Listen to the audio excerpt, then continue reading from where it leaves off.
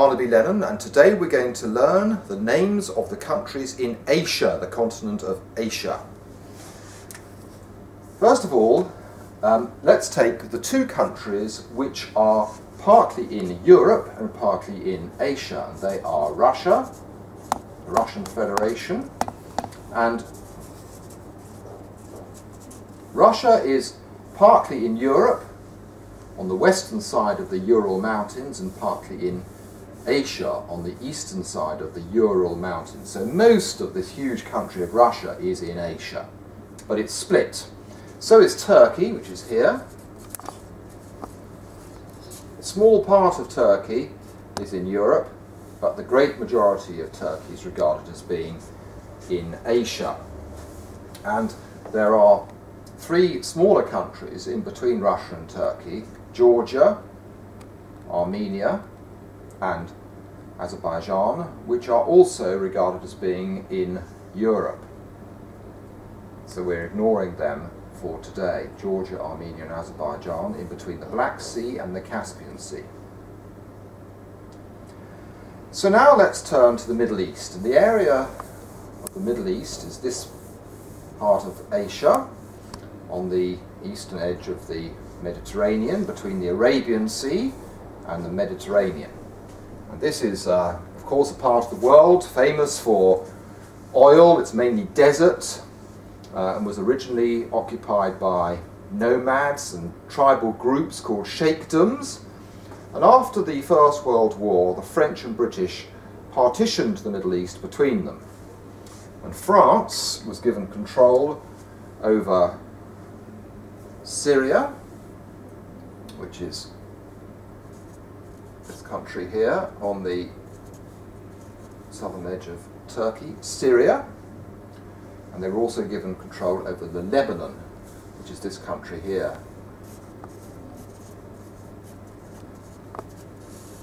So those two were, after the First World War, French, and then the British were given control over Iraq, which is there, and Jordan, which is there, and a country called Palestine here. But in 1947, the United Nations split up Palestine to create the new country of Israel. So today, that is the country of Israel. So these are all part of the Middle East, and sometimes this part of the world is called the Near East. Turkey, Syria, Iraq, Jordan, Israel, Lebanon. And then here is the big country of Saudi Arabia, all desert, and the biggest oil producer in the world. So this is the Persian Gulf here, this stretch of water, that's the Persian Gulf. And around the Persian Gulf are a number of countries, some very small, like this one here, this little tiny bobble here, that's Bahrain. Bahrain, and this little tiny country here, Qatar.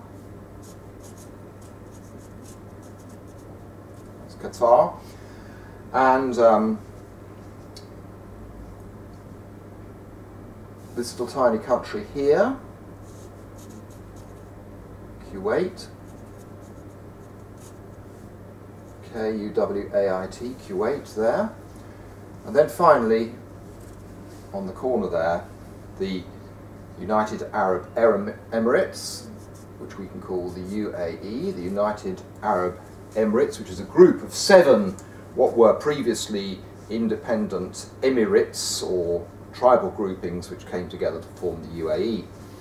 And then here on the southern edge of the Arabian Peninsula, which is the name we give to this block of land, are 2 countries, Oman and Yemen.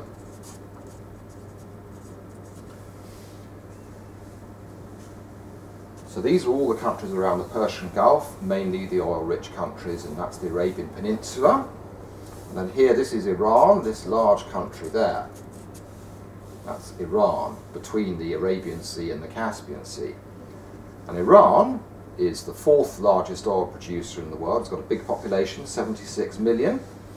And so all of these countries taken together are the Middle East.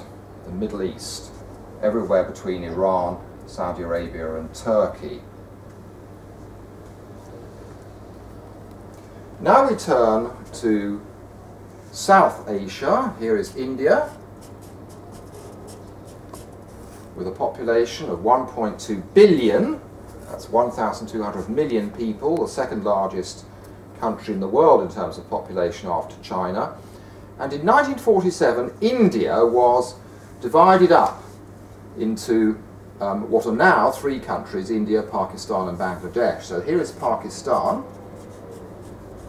that was originally India before 1947, and has a population incidentally of 180 million people. And here is Bangladesh, with a population of 162 million, again one of the biggest countries in the world. So Pakistan was created in 1947 when India was split. Bangladesh, which was originally part of Pakistan, became an independent country in 1971. And then here is the little country, island country of Sri Lanka, off the southeast coast of India. Here is China, with a population of 1.4 billion people. And China is a country, of course, which has grown very rapidly since the economic reforms after 1978. And on the northern edge of China is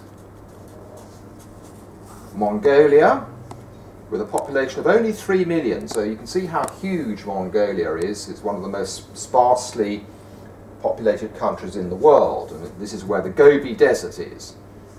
Mongolia is largely steppe, just dry grassland. And then in between China and India are two countries, Nepal, with a population of 27 million. This is the Himalayas all the way along here, and if you want to climb Mount Everest, you generally get there through Nepal, which is on the boundary, Mount Everest on the boundary between Nepal and China. And here is Bhutan, with a population much lower than Nepal, and an interesting country which measures gross national happiness rather than gross national product, an attempt to measure quality of life. So those are two buffer states in between India and China, Nepal and Bhutan.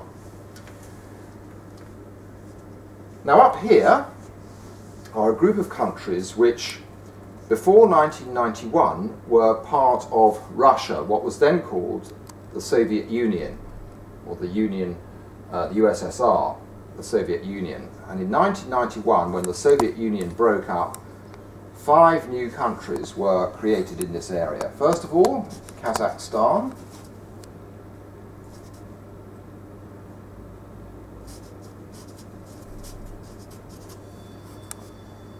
the world's largest landlocked country, bigger than pretty well the whole of Western Europe, the world's largest exporter of uranium, huge oil and gas deposits, very good at weightlifting. They won 4 gold medals in the 2012 Olympics in weightlifting. Next comes Uzbekistan,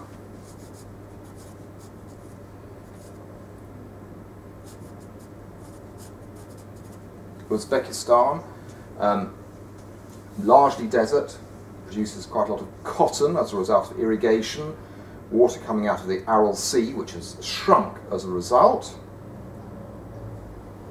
Then over here is Turkmenistan,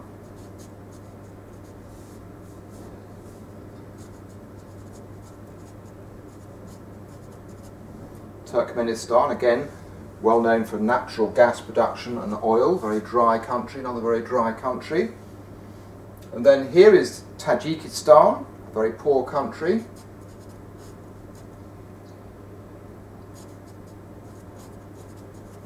Tajikistan, producing aluminium and cotton. And then finally up here, a mountainous, again very poor country, Kyrgyzstan. Kyrgyzstan.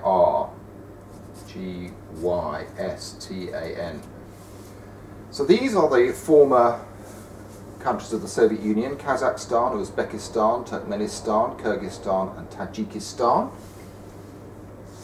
Here is a much older country, Afghanistan. And now we come over to Southeast Asia, and this is the South China Sea here, the South China Sea.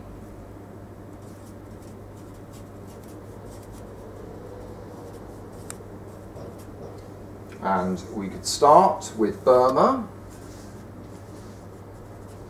there, and then next to Burma, Laos, Laos, which is a landlocked country, as you can see there. Next we come to Vietnam,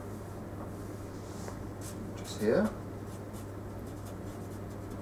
This long country, which was originally two countries, which became unified in 1976, and then next to Vietnam, Cambodia, Thailand,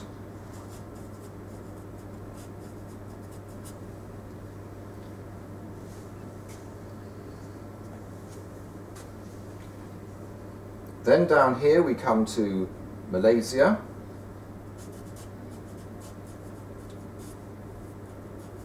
Malaysia is made up of two parts. There's this peninsula, the Malaysian peninsula, and also there's this part of Borneo here, Malaysian Borneo. So Malaysia is divided into these two parts. Then at the tip of the Malaysian peninsula is this little tiny country of Singapore. Singapore, which is one of the Asian tigers, one of the rapidly growing countries in this part of the world, including Taiwan and Hong Kong and South Korea. And Singapore is one of the richest countries in the world. It's a financial centre, and it's got a population of 5 million. Next we come to Indonesia, which is these islands in this part of the region.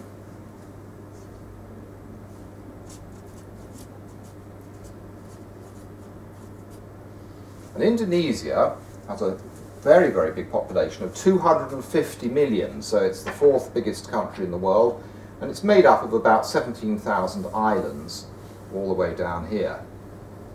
This island here is called Sumatra.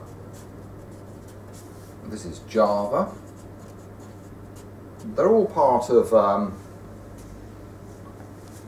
Indonesia, and Indonesia was Dutch up until 1949, and then it became an independent country. Here is Borneo, which is also part of Indonesia, and this island is called New Guinea, also part of Indonesia.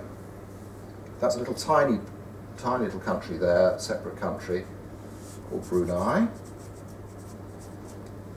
just there. And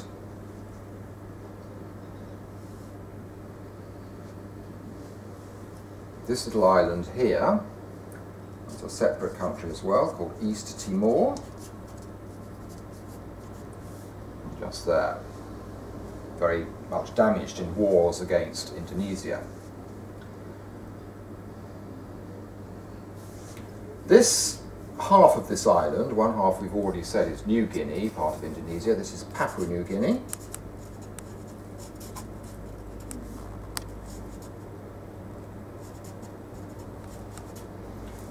And this is a very remote place. It's got a population of 6 million, but 840 languages are spoken by people living in very remote areas, remote tribes. Then over here, this group of islands, this is the Philippines. The Philippines is spelt with one L and two P's. And the Philippines, over 7,000 islands in this area, has a population of 95 million. But many Filipinos have emigrated overseas, particularly to the United States and the Middle East for work.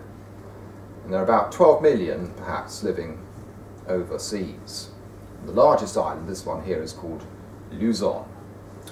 And then working up, we come to the island of Taiwan,